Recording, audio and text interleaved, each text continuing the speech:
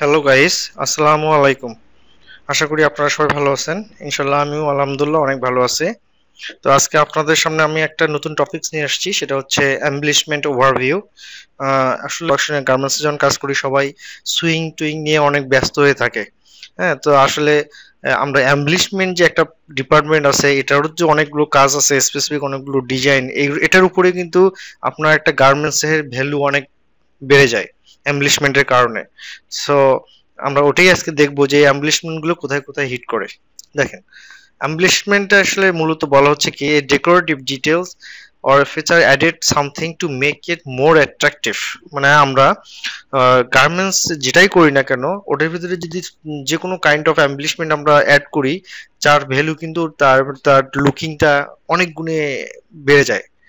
হ্যাঁ, তো সেম এরকম একটা দেখি, মনে করেন এটা একটা টি শার্ট, অ্যাজ ইউজুয়াল আপনি বাজার থেকে কিনতেই পারেন, সিম্পল। এটার ভ্যালু আর এমব্লিশমেন্ট যদি আমি করি, দেখেন look like different, totally different. এটা হচ্ছে এক ধরনের এমব্লিশমেন্ট আমি চেস্টে লাগিয়ে দিয়েছি, দেখেন প্রিন্ট করা হয়েছে।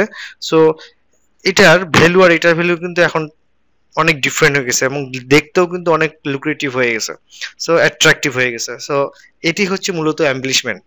এখন তো জানলাম যে এমব্লিশমেন্ট আসলে কেন ইউজ করা হয়, এমব্লিশমেন্ট আসলে কাজটা কি, এমব্লিশমেন্টের মূল অবজেক্টিভটা কি, সেটা আমরা তো দেখলাম। মোর অ্যাট্রাকটিভকে, যে কোনো জিনিসকে মোর অ্যাট্রাকটিভ করাটাই হচ্ছে এমব্লিশমেন্ট। সো এটা এমব্লিশমেন্টের সাবসেকশন দেখবো, কি কি কনসিডার করা হয় এমব্লিশমেন্ট ডিপার্টমেন্টের ভিতরে। সেকেন্ড দেখবো হচ্ছে ওই ডিপার্টমেন্টের গুলো মেশিনারি ওভারভিউ গুলো দেখবো, মেশিনারি কি কি আছে, এবং এই প্রত্যেকটা মেশিনারির আমরা দেখবো যে স্যাম্পল কি টাইপের আমরা এমব্লিশমেন্ট করি বা কি টাইপের স্যাম্পল করি। হ্যাঁ, তো এই স্যাম্পল ওভারভিউটা আমরা পরের কোনো একটা ভিডিওতে দেখবো। এখন আমরা নেক্সট দুইটা আলোচনা শেয়ার করবো আপনাদের সঙ্গে, জাস্ট শিখবো। এমব্লিশমেন্ট ডিপার্টমেন্টের ভিতরে তিনটা জিনিস থাকে, একটা হচ্ছে প্রিন্টিং ডিপার্টমেন্ট, একটা হচ্ছে এমব্রয়ডারি ডিপার্টমেন্ট, আর একটা হচ্ছে ট্রান্সফার প্রিন্টিং। প্রিন্টিংটা হচ্ছে আমরা নর্মালি যে প্রিন্ট করি, যে কোনো একটা গার্মেন্টস এর উপরে যে কোনো ধরনের একটা প্রিন্ট করি, এটা ম্যানুয়ালও করা যায়, অটোমেশিনেও করা যায়, যে কোনো ভাবে প্রিন্ট করা যায়। আর এমব্রয়ডারিটা হচ্ছে প্রিন্টের বিকল্প। হ্যাঁ, জাস্ট থ্রেড দিয়ে এটাকে করা হয়। এটা হচ্ছে কেমিক্যাল দিয়ে করতে হয় প্রিন্টিংটা, আর এমব্রয়ডারিটা হচ্ছে থ্রেড দিয়ে করা হয়। যে কোনো ধরনের সিকোয়েন্স বা থ্রেড থ্রেড ইউজ করে এমব্রয়ডারি করতে হয়, আর এটাকে করতে হয় কেমিক্যাল দিয়ে। আর ট্রান্সফার প্রিন্টিংটাও প্রিন্ট, বাট এটা স্টিকারের মাধ্যমে করা হয়। দেখেন, এমব্রয়ডারির ভিতরে আমরা কয়েকটা পার্ট আছে, এখানে সাবসেকশন গুলোর মধ্যে আবার কোড সাবসেকশন আছে। যেমন হচ্ছে এর মধ্যে হচ্ছে ম্যানুয়াল টেবিলে করা হয়, টেবিলে কিছু প্রিন্ট করা হয়, অটো মেশিনে কিছু প্রিন্ট করা হয়, ম্যানুয়াল মেশিন আছে সেটাতে কিছু প্রিন্ট করা হয়, অ্যাম্বুশ এবং ডিভোর্সের জন্য মেশিন আছে সেগুলোতে করা হয়, sticker transfer, hit press machine এগুলোতে করা হয়। তারপরে স্টোন জোন, আমরা যে বডিতে বিভিন্ন ধরনের স্টোন অ্যাটাচ করি, তার উপরে হচ্ছে স্টোন অ্যাটাচ জোন একটা আলাদা থাকে, সেটা করা হয়। আচ্ছা, এগুলো হচ্ছে কোর প্রোডাকশন এরিয়া। দেখেন এগুলো কিন্তু, এগুলো দিয়ে মূলত প্রোডাকশন আমার বের হচ্ছে, প্রোডাকশনে চলে যাচ্ছে। আর সাপোর্টিং এর জন্য এই প্রোডাকশনের একটা পার্ট যেমন আছে কিউরিং মেশিন এবং ফিউজিং মেশিন। কিউরিং মেশিনে হচ্ছে প্রত্যেকটা আমার প্রিন্ট করার পরে তাকে একটা টেম্পারেচার, নির্দিষ্ট টেম্পারেচারে একটা মেশিনের মাধ্যমে ভিতর দিয়ে যেতে হয়, তাহলে তার কালার এবং গুণবলী মানগুলো ফিক্স থাকে। ফিউজিং মেশিন হচ্ছে সেম, ওটা হচ্ছে জাস্ট একটা প্রিন্টকে তার অল্টারনেটিভ রূপ দেওয়ার জন্য এই ফিউজিং মেশিন ইউজ করা হয়। ঠিক আছে। আচ্ছা, এখন আমরা চলে আসি এমব্রয়ডারিতে। এমব্রয়ডারি তো সেম আছে, প্রোডাকশন মেশিন আছে, এটা হচ্ছে মেশিন ক্যাটাগরি, প্রোডাকশনের জন্য মেশিন আছে, স্যাম্পল মেশিন আছে। এটা মূলত দুইটা ক্যাটাগরিতে। ঠিক আছে। আচ্ছা, ট্রান্সফার প্রিন্টিং এও সেম। ট্রান্সফার প্রিন্টিং এ যেগুলো আমরা দেখা যাচ্ছে স্টিকার করি, স্টিকারের ক্ষেত্রে দেখা যাচ্ছে অনেকগুলো অনেক হাইট করতে হয়, প্রিন্ট সাইজটা হাইট করতে হয়, তখন গুলো আমাদের টেবিলে করতে হয়। সো এর জন্য টেবিল ইউজ করে, প্রোডাকশনের ক্ষেত্রে টেবিল ইউজ করা হয়। আর অটো সেমি মেশিন হচ্ছে, এটা হচ্ছে আমাদের নেক লেভেলে দেখবেন আপনারা প্রত্যেকটা টি শার্টে বা দেখবেন বা পোলো শার্টে দেখবেন, আমাদের নেকের পিছনে একটা মেড বাই বাংলাদেশ বিভিন্ন ধরনের একটা নেক লেভেল থাকে। সেই লেভেলগুলোর জন্য আমরা আসলে এই মেশিনগুলো ইউজ করে থাকি। হ্যাঁ, তারপরে লেজার মেশিন, লেজার মেশিনটা মূলত কাটার জন্য, কাটার মেশিন, ওই স্টিকার গুলোকে কাট করার জন্য হচ্ছে কাটার মেশিন। তারপর একটা হচ্ছে DTF machine, direct to film. এটা হচ্ছে দেখা যাচ্ছে কি এখানে আমরা 1 কালার বা 2 কালার বা 3 কালার পর্যন্ত করতে পারছি, বাট যখন দেখা যাচ্ছে মোর কালার চলে আসতেছে, 10টা 20টা কালার, তখন স্টিকারে ওগুলো পসিবল হয় না। হ্যাঁ, বাট তখন দেখা যাচ্ছে এটা হচ্ছে ডিটিএফ মেশিনে করতে হয়। সো এটা হচ্ছে ওই মেশিনটা, ওই ডিটিএফ মেশিনে, ডিজিটাল ডিটিএফ মেশিন, এটা স্টিকার আকারে ফর্ম করা হয়। সাবসেকশন গুলো দেখলাম, এইগুলো এই টেবিল, এই মেশিনগুলো দেখতে কি রকম আমাদের এমব্লিশমেন্টের। চলো নেক্সট স্লাইডে চলে যাই। প্রথমেই বলেছিলাম আমার ম্যানুয়াল টেবিল, দেখেন এটা কিন্তু প্রিন্ট দেখানো আছে। তো প্রিন্ট পার্ট দেখতেছি আগে আমরা। প্রিন্ট পার্টে ম্যানুয়াল টেবিলে প্রোডাকশন গুলো কিভাবে করা হয়। এই হচ্ছে বডি প্যানেল।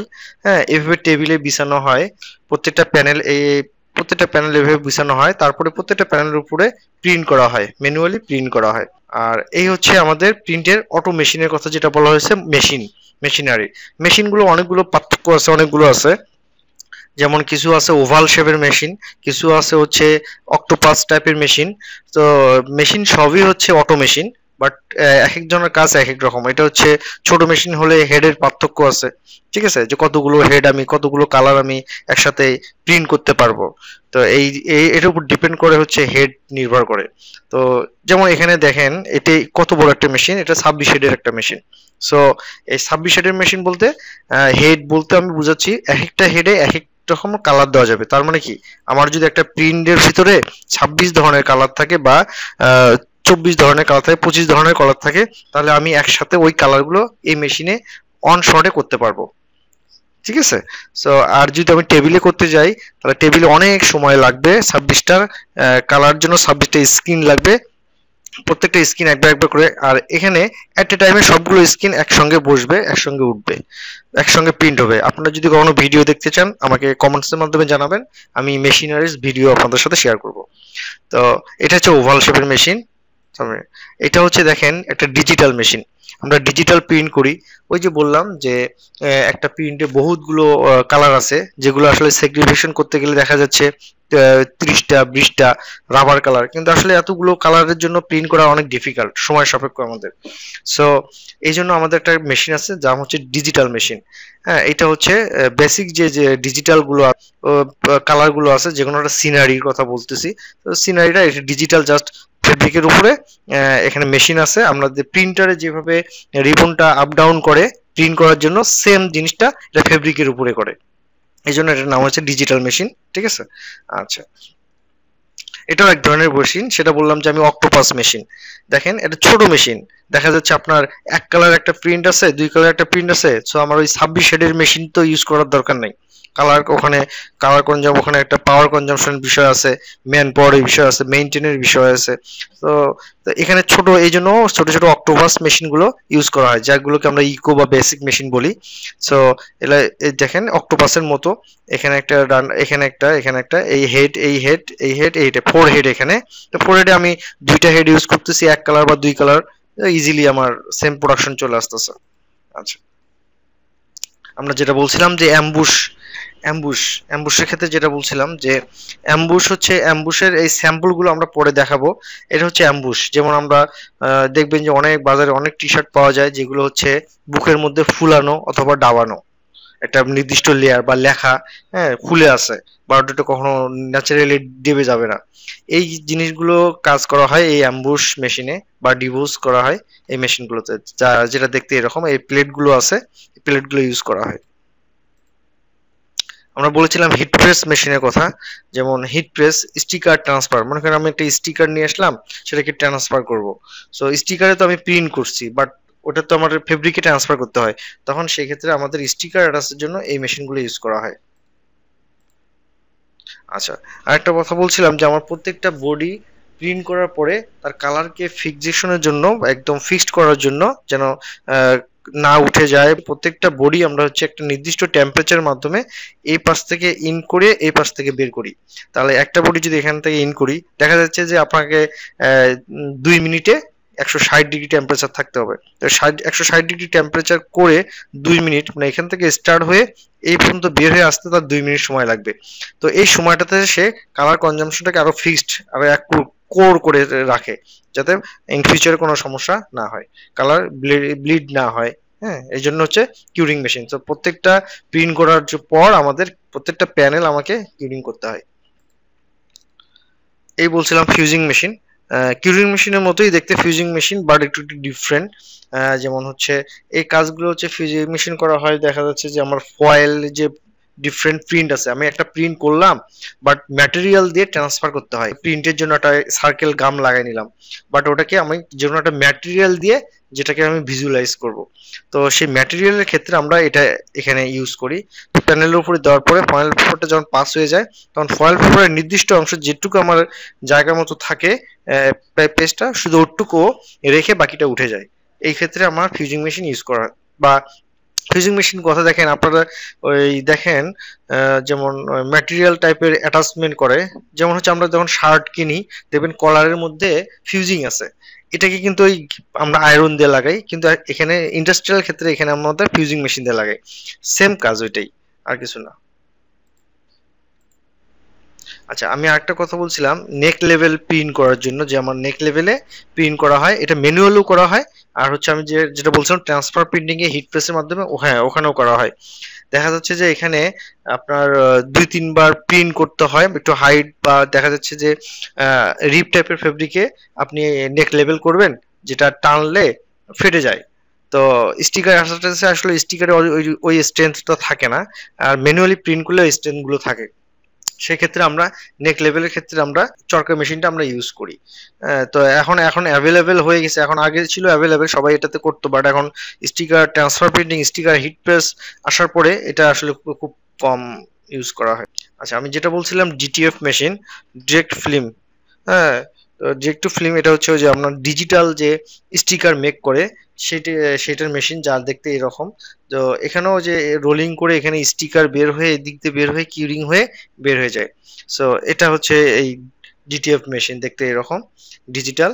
এটা হচ্ছে ওই আপনার স্টিকারের মধ্যে প্রিন্ট হবে, সেটাকে আবার হিট প্রেসের মধ্যে নিয়ে গিয়ে প্যানেলের উপর ফেলে হিট প্রেস করলে ওইটা আবার ট্রান্সফার হয়ে যায়। এটা হচ্ছে আমার semi auto machine. Semi auto machine যেটা হচ্ছে আমার নেক লেভেল তৈরি করার জন্য আমার এই মেশিনটা ইউজ করা হয়। দেখেন এটাতে এত ক্যাপাসিটি এখানে, যে একটা আপনার A4 শিটের মধ্যে দেখা যাচ্ছে অনেক নেক লেভেল থাকে, 30টা 40টা 43টা 50টা বিভিন্ন সাইজ উপর ডিপেন্ড করে। তো আমি যখন একবার এটাকে প্রেস করব, তো একসঙ্গে আমার 40টা লেভেল হয়ে যাচ্ছে। সো এটা এতটা ইম্পর্টেন্ট। আর আমি কি বলছি, এখানে এখানে একসঙ্গে এতগুলো একসঙ্গে মানে মনে করেন আপনার 5-10 সেকেন্ডে আপনি 50টা পাচ্ছেন। আর নেক লেভেলে যেটা আমি দেখাইলাম আপনাকে, যেমন হচ্ছে যে এটার ক্ষেত্রে একটা একটা করে করতে হবে। সো এটা অনেক সময় সাপেক্ষ। তো আপডেট ভার্সন মনে করেন এগুলো, যে একসঙ্গে করলে দ্রুত নেক লেভেল হয়ে যাবে। ঠিক আছে, এই ভিডিওগুলো আছে আমার কাছে, আপনাদেরকে পরবর্তীতে শেয়ার করে দেখাবো। এটা হচ্ছে লেজার মেশিন, যেটা হচ্ছে এটা ম্যানুয়াল লেজার। আমরা যেমন হচ্ছে অ্যাপ্লিক কাটি, অ্যাপ্লিক কোনটা, যেমন এমব্রয়ডারি ক্ষেত্রে দেখবেন আপনার নাম মনে করেন সে বাবু একটা কাপড় কাটবে, কাপড়টাকে বি শেপে কাটবে। তো এরকম অ্যালফাবেট করে কাটার জন্য আসলে এইগুলো মেশিন ইউজ করা হয়, লেজার মেশিন গুলো। আর এটা হচ্ছে কাটার মেশিন। ওই স্টিকার গুলো এখন ট্রান্সফার প্রিন্টিং এ চলে আসছে আমরা। স্টিকার গুলো মেক করার পর যেগুলো আমাদের কাটতে হয়, ছোট ছোট স্টিকার হয়, এই জাস্ট এই ভিতরে সবগুলো পাঞ্চ করে অনেকগুলো একসঙ্গে শীট ভিতরে দিয়ে প্রেসার দিলে স্টিকারটা মেক। আচ্ছা, এটা হচ্ছে এমব্রয়ডারি মেশিন, যা দেখেন প্রত্যেকটা প্যানেল এই মেশিনের মাধ্যমে করা হয়। যার এগুলো স্যাম্পল আমি পরে দেখিয়ে দিব পরের কোন একটা ভিডিওতে, আপনাদের জন্য আরো ভালো হবে, জানা যাবে, বুঝতে পারবেন। ঠিক আছে, থ্যাংক ইউ। আজকে এই পর্যন্তই, ভালো থাকেন, পরবর্তী ভিডিওর জন্য ওয়েট করেন, সাবস্ক্রাইব করে বেলকনটা ওকে করে রাখেন, নেক্সট ভিডিও আপলোড করলেই যেন আপনি তার আপডেট পেতে পারেন। থ্যাংক ইউ ভাইয়া। ওকে, আসসালামু আলাইকুম।